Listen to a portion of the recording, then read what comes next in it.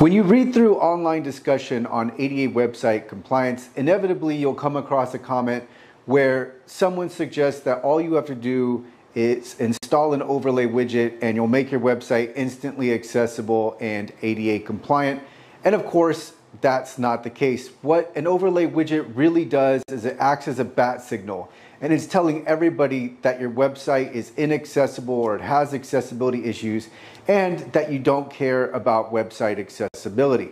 So on the whiteboard with me, I have a drawing of a website. The header is my website. You've got great stuff in the main content.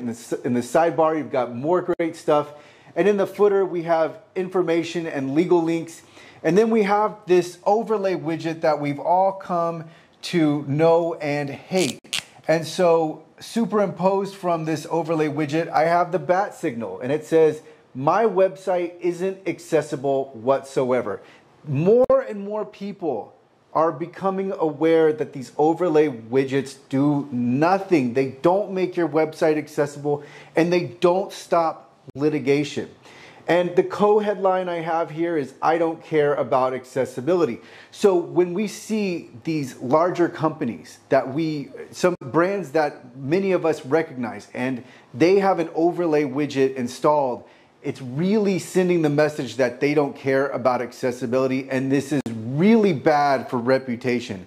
Of course, smaller businesses, smaller websites that are less trafficked, that's not as much of a concern because it's more just like, okay, well, they didn't bother to put in the research, maybe they didn't have the resources, but with these bigger companies, we know they have the resources, and yet they still went with the cheap, instant, quote-unquote solution that's not really a solution because, again, it doesn't work. It doesn't make your website accessible. So what am I talking about? I'm talking about these widgets that when you activate them, a menu of options comes up, and we have the option to do things like change the color contrast, zoom in, highlight different things on the website, which all sound good and fine. And they're okay in and of themselves if they don't introduce accessibility issues.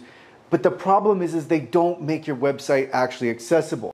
These are superficial changes that are rendered over the website. And I'm writing over on the picture of the website because they don't actually make the content and the code accessible. And that's what we need to do. We need to manually inspect and fix or remediate the code and the content. So with content, think about things like images, video, audio, text, and with the code, think about just the code. So we need to take care of these things to make the website actually accessible. With these overlay widgets, the reason that they draw in so much ire is because they don't actually make the website accessible. So they do, in a demonstration, you can be shown that, okay, we can zoom in to we can zoom in on the content. We can highlight certain content.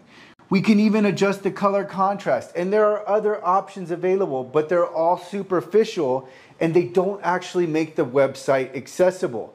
So again, more and more people are becoming aware of this, and what's ending up happening is these overlay widgets are really becoming the bat signal.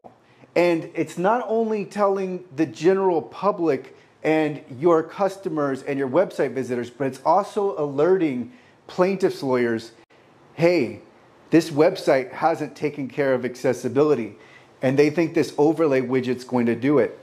Of course it's not. All it does is it's sending the message, my website isn't accessible.